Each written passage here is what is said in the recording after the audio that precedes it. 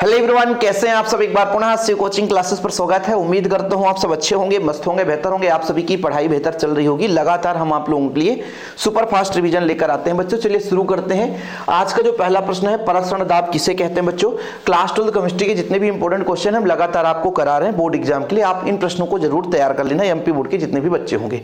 चलिए बच्चों, परसरण दाब है क्या, इसको समझने के लिए अपन को थोड़ा सा यहाँ पर समझना बच्चों। परसरण की क्रिया किसे कहते हैं। जैसे हमारे पास एक पात्र है बच्चों, और पात्र में हम अर्धपारगम झिल्ली लगा दें। ये पात्र है और पात्र में बच्चों बीच में हम अर्धपारगम झिल्ली लगाते हैं। क्या बच्चों, अर्धपारगम झिल्ली। ये अर्धपारगम झिल्ली है और इसमें हम क्या भर देते हैं, एक साइड भर देते हैं बच्चों विलायक के अणु। ये आपका विलायक है, ठीक है, समझिएगा। ये आपका विलायक है बच्चों, और दूसरे साइड हम भर देते हैं क्या, विलयन। क्या भरते हैं बच्चों, विलयन। इधर हमने विलयन रख दिया, क्या, विलयन। अब होता क्या है बच्चों, इसमें क्या होता है कि जब पारगम झिल्ली के माध्यम से विलायक के अणु, ये बच्चों आपका विलायक है, क्या है, विलायक है। विलायक के अणु किधर, विलयन की ओर बच्चों। इधर क्या है आपका, विलयन है। तो अर्धपारगम झिल्ली के माध्यम से विलायक के अणुओं का विलयन की ओर प्रवाह होना ही बच्चों क्या कहलाता है बच्चों, परासरण की क्रिया कहलाती है। क्या कहलाती है बच्चों, परासरण की क्रिया कहलाती है। क्या कहलाती है, परासरण की क्रिया कहलाती है। एक आपसे और यदि क्वेश्चन पूछ दे कि परासरण किसे कहते हैं, विलायक के अणुओं का अर्धपारगम झिल्ली के माध्यम से विलयन की ओर प्रवाहित होना बच्चों क्या कहलाता है, परासरण की क्रिया कहलाता है। क्या कहलाता है बच्चों, परासरण की क्रिया। तो परासरण आपको पता है, क्लियर हो गया। अब होता क्या है कि इस परासरण की क्रिया को रोकने के लिए, परासरण की क्रिया को रोकने के लिए विलयन के ऊपर हम एक पिस्टन लगा देते हैं बच्चों, और पिस्टन के माध्यम से इस पर हम दाब लगा दें। क्या लगा दें बच्चों, दाब। जब दाब लगाएंगे, इधर से प्रेशर लगाएंगे, तो ये जो आपके विलायक के अणु थे, इधर जो जा रहे थे बच्चों, इधर जा रहे थे, वो जाने में उनकी गतिशीलता कम हो जाएगी कि रुक जाएगी। क्यों, क्योंकि इधर से प्रेशर मारेंगे, धक्का मारेंगे, तो इधर बोले भैया तू अपना अणु अपने पास रख, हमारे इधर मत आने दे। तो जिस दाब पर बच्चों परासरण की क्रिया रुक जाए, किसकी क्रिया बच्चों, परासरण की क्रिया रुक जाए, वो जो दाब है वो दाब बच्चों कहलाता है परासरण दाब। क्या कहलाता है फिर बच्चों, परासरण दाब। जिस दाब पर परासरण की क्रिया रुक जाती है वो कहलाता है बच्चों परासरण दाब। चीजें क्लियर है। तो परासरण की क्रिया क्या है, विलायक के अणुओं का, कहां बच्चों, विलायक के अणुओं का विलयन की ओर अर्धपारगम झिल्ली के माध्यम से प्रवाहित होना, यह क्या कहलाता है, परासरण की क्रिया हो जाती है। और जब हम विलयन पर दाब लगाते हैं तो एक ऐसी स्थिति आती है कि परासरण की क्रिया रुक जाती है, यानी विलायक के अणुओं की गति विलयन की ओर बंद हो जाता है, गति रुक जाती है। उस स्थिति में जो दाब होता है बच्चों, वही जो दाब है वो परासरण दाब कहलाता है। क्या कहलाता है बच्चों, परासरण दाब कहलाता है। परासरण प्रक्रिया द्वारा विलायक के अणु अर्धपारगम झिल्ली के से होकर के निम्न सांद्रता वाले विलयन से उच्च सांद्रता वाले विलयन की ओर प्रवाहित होते हैं। मतलब विलायक के अणु क्या होते हैं बच्चों, विलयन की ओर प्रवाहित होते हैं, ठीक है। इस क्रिया को हम बोलते हैं बच्चों परासरण की क्रिया, ठीक है। अब परासरण की क्रिया को रोकने के लिए विलयन पर एक दाब लगाया जाता है। जिस दाब से बच्चों परासरण की क्रिया रुक जाए वह दाब क्या कहलाती है, परासरण दाब कहलाती है। यहां पर देखिए, यहां पर यह बोला गया कि परासरण की दाब को रोकने के लिए, यानी परासरण की क्रिया को रोकने के लिए, देखिए ना, परासरण की प्रक्रिया को रोकने के लिए विलयन पर जो न्यूनतम दाब लगाया जाता है बच्चों, उसे हम परासरण दाब के नाम से जानते हैं। विलायक को अर्धपारगम झिल्ली द्वारा पृथक करने पर उत्पन्न स्थैतिक विलयन का परासरण दाब कहलाता है। दूसरी परिभाषा है, हालांकि मेरे शब्दों में आप लोगों को ऐसे भी याद हो गया होगा कि भाई जैसे आपके पास कोई भी विलयन है, दो विलयन आप ले लो बच्चों, एक मान लीजिए आपका एक विलायक ही है, तो निम्न सांद्रता से उच्च सांद्रता की ओर विलायक के अणु प्रवाहित होते हैं। इस क्रिया को रोकने के लिए हम दाब लगाते हैं, तो परासरण दाब कहलाता है, सांद्रता है ना। चलिए, लैंथेनाइट तत्वों के सामान्य लक्षण बताओ। लैंथेनम के बाद के 14 तत्वों को लैंथेनाइट समूह कहा जाता है बच्चों। आप सबको पता होगा लैंथेनाइट समूह में कितने तत्व हैं बच्चों, 14 तत्व हैं। कितने तत्व हैं, 14 तत्व हैं। यहां पर बताता हूं, लैंथेनाइट समूह के 14 तत्व हैं। कितने तत्व बच्चों, 14 तत्व हैं, ठीक है। और इसे 4f श्रेणी में रखा जाता है। किसमें बच्चों, 4f श्रेणी में। जो एक्टिनाइट के तत्व बच्चों एक्टिनियम के बाद के तत्व हैं, और ये जो 14 तत्व हैं वो लैंथेनाइट के बाद के तत्व हैं, इसलिए इसे लैंथेनाइट समूह के तत्व कहा जाता है। आप लोग इसका बताना इलेक्ट्रॉनिक विन्यास, जो बच्चे है ना इलेक्ट्रॉनिक विन्यास बता सकते हैं तो कमेंट बॉक्स में बताना। इसके समान लक्षण पूछा जाता बच्चों। लैंथेनाइट और एक्टिनाइट में यदि आप अंतर भी तैयार कर लेते हैं, समझिएगा, अंतर यदि आपसे बन रहा बच्चों, तो जो अंतर है उसी को विशेषता के रूप में लिख लीजिएगा। देखिएगा, पहला हमारा विशेषता है, लैंथेनाइट धातु नरम होती है, इनकी कठोरता श्रृंखला बढ़ती जाती है। मतलब जैसे जैसे हम आगे की ओर बढ़ते हैं है ना, 14 तत्व है बच्चों। हम आगे बाएं से दाएं, जैसे आवर्त है बच्चों, ये बायां भाग है, बाएं भाग है बच्चों, बाएं से दाएं की ओर बढ़ते हैं तो कठोरता बढ़ती जाती है। सभी लेंथेनाइट तत्वों में समानता प्लस ऑक्सीकरण अवस्था दर्शाता है। अब देखो बच्चों, जो लेंथेनाइट तत्व है वो आपके दुर्लभ तत्व है, मृदा तत्व है, ये सब दुर्लभ तत्व की श्रेणी में आते हैं, बहुत कम मात्रा में पाए जाते हैं। और बच्चों इनमें परिवर्ती ऑक्सीकरण अवस्था में सबसे ज्यादा स्थायी +3 ऑक्सीकरण अवस्था होता है। लेंथेनाइट के धातु की प्रतिरोधकता अपेक्षाकृत अधिक होता है, थोड़ा सा अधिक होता है बच्चों। ये तत्व में 4f ब्लॉक के लेंथेनम के बाद के तत्व आते हैं, मतलब अंतिम इलेक्ट्रॉन 4f में प्रवेश करता है। 4f का मतलब n-2f में प्रवेश करता है बच्चों, n-2f में प्रवेश करता है। ज्यादा डिटेल में हम बात नहीं करेंगे, केवल काम का चीज देखेंगे बच्चों। जैसे विशेषताएं पूछी जाती है तो 4, इसका अंतर जरूर तैयार कर लेना, कोशिश करूंगा मैं और भी आप लोगों के लिए वीडियो प्रोवाइड कर दूं, लेकिन अंतर जरूर आप लोग तैयार कर लेना। चलिए अगला प्रश्न बच्चों, आयनन समावेप्ता किसे कहते हैं? देखिए, उप सहसंयोजी यौगिकों में समावेप्ता पाई जाती है। सबसे बड़ी आप एग्जांपल, यदि आपसे एक एग्जांपल बन रहा है, ये देखिए एक एग्जांपल है बच्चों। आयनन समावेप्ता में होता क्या है कि जो ये आपके पास आयन जुड़े हुए हैं, अंदर का बाहर और बाहर का अंदर आ जाए, बस एक ही इसमें चीज है बच्चों, कुछ भी नहीं है। जैसे यहां पर आपका मैं एग्जाम्पल देता हूं, कौन सा एग्जाम्पल, इसी का एग्जाम्पल ले लूं, ठीक है, इसी का एग्जाम्पल लेता हूं बच्चों, ठीक है। अरे भैया पीछे चलो, आगे चलो, ठीक है। क्या था बच्चों, कोबाल्ट से था ना, ठीक है, कोबाल्ट है, ठीक है, आपका कोबाल्ट है, NH3 का होल 5 है, ठीक है बच्चों, और यहां पर ब्रोमीन है, और बाहर आयन के रूप में सल्फेट है, SO4। अब इसमें हो क्या, अंदर का बाहर हो जाए, आयन का विनिमय का मतलब NH3 का होल 5 SO4 अंदर आ जाए, और बच्चों ये Br बाहर चला जाए। अब आपसे यदि एक बन रहा है तो आसानी से बना सकते हो। तो ये जो समावेप्ता है बच्चों क्या कहलाता है, आयनन समावेप्ता कहलाता है। सिंपल और कुछ भी नहीं है। देखो ऐसे यौगिक जिनमें मूलानुपाती सूत्र एक होता है किंतु विलयन के आयनन के बाद भिन्न भिन्न प्रकार के आयन देते हैं, आयनन समावेवी कहलाते हैं। इस घटना को आयनन समावेप्ता कहते हैं। इस प्रकार के समावेप्ता समन्वयन मंडल के अंदर के बाहर है ना संलग्न में विनिमय के कारण होता है। कुल मिलाकर के बच्चों समावेप्ता आप सबको पता है कि जो सूत्र होता है, ठीक है, अणुसूत्र समान होता है लेकिन संरचना सूत्र अलग अलग हो जाता है, और इसमें बच्चों संलग्नी के जुड़ने के कारण समावेप्ता उत्पन्न होता है। जैसे मान लीजिए आपका जो यहाँ पे लिगेंड है वो बच्चों अंदर से बाहर हो गया, बाहर से अंदर हो गया, मतलब इसके संलग्न के कारण, विनिमय के कारण ये जो आपका समावेप्ता उत्पन्न होता है। जैसे यदि इसके बारे में बात करें तो यह गहरा बैंगनी रंग का होता है बच्चों, ठीक है, और SO4 2 नेगेटिव आयन देता है। लेकिन इसमें बच्चों, इसमें SO4, ये यहाँ पे SO4 है ना, मिसप्रिंट है, SO4, यहाँ पे बच्चों लाल रंग होता है। विलयन में ब्रोमीन जो है आयन देता है। तो इसमें आयन के विनिमय के कारण जो जैसे मान लीजिए आप अपने भाषा में, मान लीजिए नहीं बन रहा है, अब आप अपने भाषा में लिखना चाहोगे तो लिखोगे कि किसी भी उप सहसंयोजी यौगिक में आयन के विनिमय के कारण जो समावेप्ता उत्पन्न होती है उसे हम आयनन समावेप्ता कहते हैं। एग्जाम्पल आपको लिखना पड़ेगा, यदि आप एग्जाम्पल नहीं लिख रहे हैं तो नंबर पक्का कट जाएगा बच्चों। एग्जाम्पल में कोई हेराफेरी नहीं होगी, एग्जाम्पल आपको लिखना ही पड़ेगा। संक्रमण धातु एवं उनके यौगिक अनुचुंबकीय व्यवहार दर्शाते हैं। क्यों? इसके पीछे है अयुग्मित कक्षक, अयुग्मित इलेक्ट्रॉन।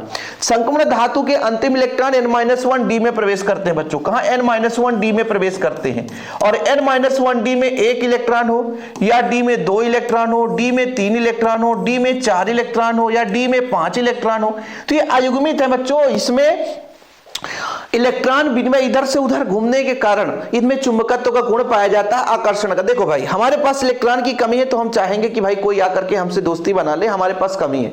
ऐसे इलेक्ट्रॉन कहते हैं भाई बबुआ हम अकेले हैं, आ जाओ हमारे साथ, कोई दोस्ती बना लो। जैसे हम क्रोमियम कॉपर कोई भी ले लो बच्चों, क्रोमियम का ही लेते हैं, इसका अंतिम में होता है 3d5 क्या होता है बच्चों? 4s1।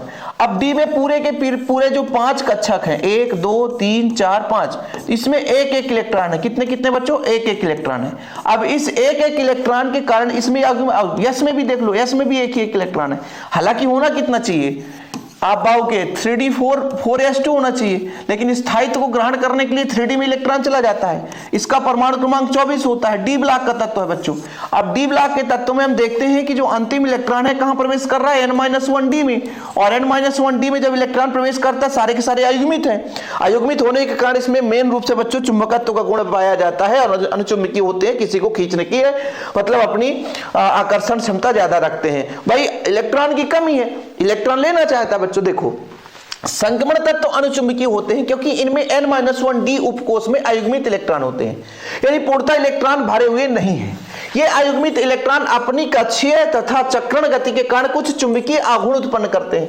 चुंबकीय आघूर्ण मतलब घूमते रहते हैं, इलेक्ट्रॉन तरंग के रूप में इधर उधर से कंपन करते, तो मान लिए कि आया, बाकी वो स्थायी ऐसे नहीं रहते कक्षा में, वो तो अध्ययन करने के लिए माना गया कि इसमें 5 कक्षा ऐसे व्यवस्थित, तो इलेक्ट्रॉन इधर उधर घूमते रहते हैं। लेकिन जब जोड़े के रूप में ले रहते तो और विचलित होते हैं। जैसे कोई बच्चा दोस्ती मतलब मेला जा रहा है, मेला गया, उसने 2 लोगों के साथ बढ़िया अपना कहीं भी बैठ के चाय नाश्ता सब कुछ करता है, लेकिन अकेला व्यक्ति है ना, वो बिलबिलाता रहता है, इधर उधर घूमते रहता है। ऐसे जब इलेक्ट्रॉन युग्मित नहीं है तो इधर उधर बिलबिलाते रहते हैं, भैया ये हो, तो आघूर्ण उत्पन्न होता है ना, ये चीज बोला है।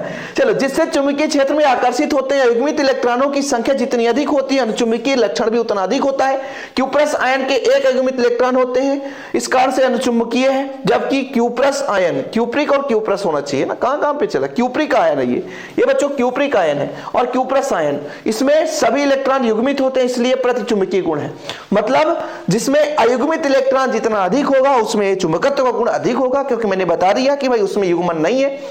दोस्ती में भाई जोड़ा जरूरी है, यदि जोड़ा नहीं है तो फिर वो बिलबिलाएगा इधर उधर, आप सब समझ रहे होंगे। जो अकेला रहता है ना, और मेला में चला जाए, फिर कैसे लगेगा भैया कि आ रहा है, माँ तो अकेले हैं, मजे नहीं आ रहा है। चलिए, लेंथेनेट संकुचन को परिभाषित कीजिए, इसका कारण भी दीजिए। भाई हमने इसके पहले एक वीडियो प्रोवाइड किया था, ये रिपीटेड क्वेश्चन है। लेंथेनेट तत्वों के आकार में कमी होना लेंथेनेट संकुचन कहलाता है। सिंपल है बच्चों, जब हम बाएं से दाएं की ओर चलते हैं तो कोष की संख्या में कोई परिवर्तन नहीं होता है। जैसे मान लीजिए इसमें 5 कोष है तो 5 ही कोष रहेगा, कोष में कोई परिवर्तन नहीं होगा बच्चों, कोष में कोई परिवर्तन नहीं होगा। लेकिन जैसे मान लीजिए F की बात करते हैं, 4F में इलेक्ट्रॉन की संख्या पहले 1 है बच्चों, अगले वाले में 2 है, फिर अगले वाले में 3 है, फिर अगले वाले में 4 है, फिर अगले वाले में बच्चों 5 है। मतलब लगातार इनमें इलेक्ट्रॉनों की संख्या बढ़ती जाती है।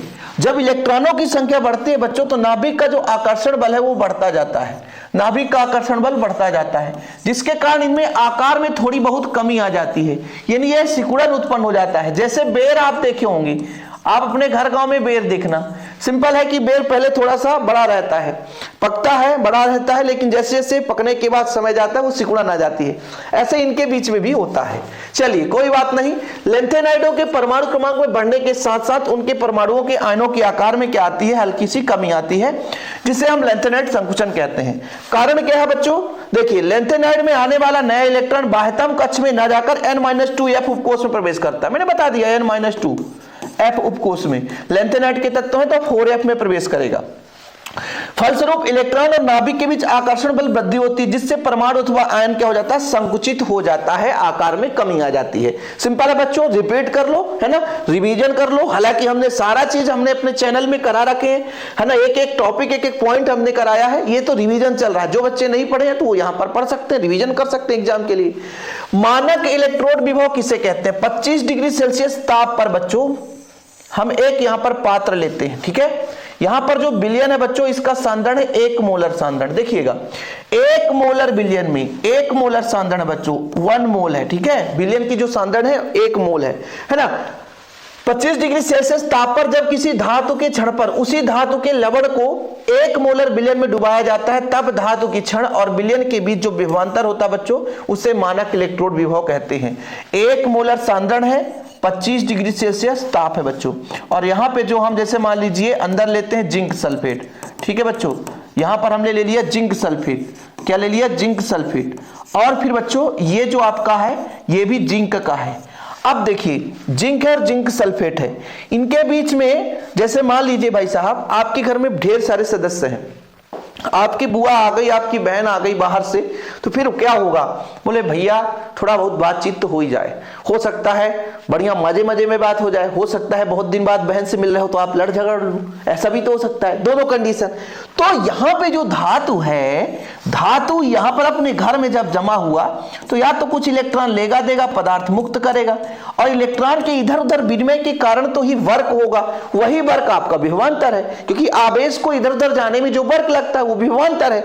इस स्थिति में जितना इसका विभवांतर होगा वही मानक इलेक्ट्रोड विभव के रूप में, विभवांतर के रूप में जाना जाएगा, और ये जो पूरा प्रोसेस है बच्चों एक मानक इलेक्ट्रोड विभव कहला जाता है। चलिए 25 डिग्री सेल्सियस ताप पर जब किसी धातु के क्षण पर उसी धातु के लवण को 1 मोलर सांद्रण बिलियन पर मिलाया जाता है तो क्षण और बिलियन के बीच जो विभवांतर होता है उसे मानक इलेक्ट्रोड विभव के नाम से जानते हैं। चलिए अगला देखिए बच्चों, अंतर संक्रमण तत्व किसे कहते हैं? अंतर संक्रमण तत्व, देखो संक्रमण तत्व यानी डी ब्लॉक का तत्व, लेकिन अंतर संक्रमण तत्व मतलब एफ ब्लॉक के तत्व, ऐसे तत्व जिनके अंतिम इलेक्ट्रॉन n-2f उपकोष में प्रवेश करते हैं और इसमें आंशिक रूप से भरे रहते हैं। ठीक है बच्चों, दूसरा लक्षण यह है कि n-2f आंशिक रूप से भरा हो, पूरा ना भरा हो। यदि पूरा भरा होगा तो फिर दिक्कत हो जाएगा। आंशिक रूप से भरा हो, ठीक है, आंशिक रूप से भरा हो। यदि पूरा भर जाएगा बच्चों तो फिर वो आपका अंतर संक्रमण तत्व नहीं कहलाएगा। तो वे तत्व जिनमें n-2f कक्षक अपूर्ण होते हैं अंतर संक्रमण तत्व कहलाते हैं, या अंतिम इलेक्ट्रॉन बच्चों n-2f उपकोष से प्रवेश करेंगे, वही तत्व आपके अंतर संक्रमण तत्व कहलाएंगे। देखो बच्चों, इन तत्वों के 3 बाहरी कक्ष अपूर्ण होते हैं। एक तो आपका हो जाएगा n-2, ठीक है बच्चों, एक n-1 और एक आपका n हाई है। तो 3 कक्ष अपूर्ण होते हैं क्योंकि अंतिम इलेक्ट्रॉन n-2f में प्रवेश करता है। इन तत्वों का इलेक्ट्रॉनिक विन्यास करने पर आंतरिक इलेक्ट्रॉन भीतर के तीसरी कक्षा में f उपकोष से प्रवेश करता है, इसलिए इसे f ब्लॉक का तत्व भी कहा जाता है। और इसे अंतर संक्रमण मतलब d के भी अंदर है, d के भी अंदर बच्चों, इसलिए इसे अंतर संक्रमण तत्व के नाम से जानते हैं। आगे चले, सेल स्थिरांक किसे कहते हैं बच्चों? ये क्वेश्चन बढ़िया है, आप लोग आसानी से बता सकते हैं कि हमारे पास बच्चों एक सेल है, ठीक है, सेल में 2 इलेक्ट्रोड हैं, ठीक है सर, सेल में 2 इलेक्ट्रोड हैं, इलेक्ट्रोड के बीच की दूरी L है, ठीक है सर, और इसके अनुप्रस्थ काट का क्षेत्रफल A है, इसी को हम बोलते हैं सेल स्थिरांक। एक ये परिभाषा हो जाता है। और इसी से बच्चों आप विशिष्ट चालकता वाला भी सूत्र निकाल सकते हैं कि किसी विलयन की विशिष्ट चालकता और उसकी प्रेक्षित चालकता का जो अनुपात है वो भी सेल स्थिरांक कहलाता है, या किसी भी सेल के 2 इलेक्ट्रोडों के बीच की दूरी और इलेक्ट्रोड के अनुप्रस्थ काट के क्षेत्रफल का अनुपात सेल स्थिरांक कहलाता है। तो दोनों आपको बता रहा हूं, पिछले वीडियो में मैंने ये परिभाषा बताई थी, अभी ये बता दिया, क्योंकि कुछ लोग होते हैं ना कि सर हमने ये नहीं पढ़ा था, आप क्या पढ़ा दिए, हमारे सिलेबस में तो ऐसा दिया ही नहीं था, हम तो ऐसा पढ़े नहीं है। तो कोई बात नहीं है, जैसे आपके सिलेबस में उसके अकॉर्डिंग हम करा देते हैं, कोई बात नहीं। विशिष्ट चालकता और प्रेक्षित चालकता का अनुपात सेल स्थिरांक कहलाता है। सबसे बढ़िया परिभाषा मैं बता रहा हूं, किसी भी इलेक्ट्रोड के किसी भी सेल के 2 इलेक्ट्रोडों के बीच की दूरी और इलेक्ट्रोड के अनुप्रस्थ काट के क्षेत्रफल का जो अनुपात होता है वो सेल स्थिरांक कहलाता है। सब कुछ ठीक ठाक है ना? चलिए अगले प्रश्न पर चले बच्चों फटाफट। सक्रियण ऊर्जा किसे कहते हैं? संक्षिप्त में टिप्पणी लिखिए। मैं क्वेश्चन को समझाता हूं, थोड़ा टाइम लग जाता है। सक्रियण ऊर्जा होता क्या है बच्चों? जैसे किसी भी मान लीजिए अभिकारक को, यहां पे अभिकारक ले रहा हूं, यहां पे एक देहली ऊर्जा है ना, अब उसकी ऊर्जा इतनी है बच्चों, ये ऊर्जा का स्तर है, ठीक है, ऊर्जा का स्तर है, ठीक है। यहां पर ये अभिकारक है, क्या है बच्चों? अभिकारक है। अभिकारक को इस ऊर्जा तक पहुंचने के लिए कुछ ना कुछ बच्चों एनर्जी लगेगा, सक्रियण ऊर्जा, इमिशन एनर्जी। तो किसी भी अभिकारक या परमाणु को आवश्यक ऊर्जा जिससे कि वो किस में बदल जाए बच्चों? उत्पाद में बदल जाए, वो उसकी सक्रियण ऊर्जा कहलाती है। यानी अभिकारक से जब कोई रासायनिक अपक्रिया संपन्न होता है, अभिकारक से उत्पाद बनता है, तो अभिकारक के पास कुछ ऊर्जा रहती है, कुछ ऊर्जा उसे बाहर से दिया जाता है। तो भाई अभिकारक के पास जो ऊर्जा है उतने में अभिक्रिया संपन्न हो ही नहीं रहा है, तो उसके लिए हमको क्या करना पड़ रहा है? कुछ बाहर से एनर्जी दे रहे हैं। जब यहां तक तो उसकी खुद की एनर्जी थी, अब यहां तक ऊर्जा अवरोध है, इसके पहले रासायनिक अपक्रिया संपन्न होगी नहीं, ये ऊर्जा अवरोध है। ऊर्जा अवरोध है मतलब उतना ऊर्जा तक वो पहुंचेगा तभी आपका उत्पाद बनेगा।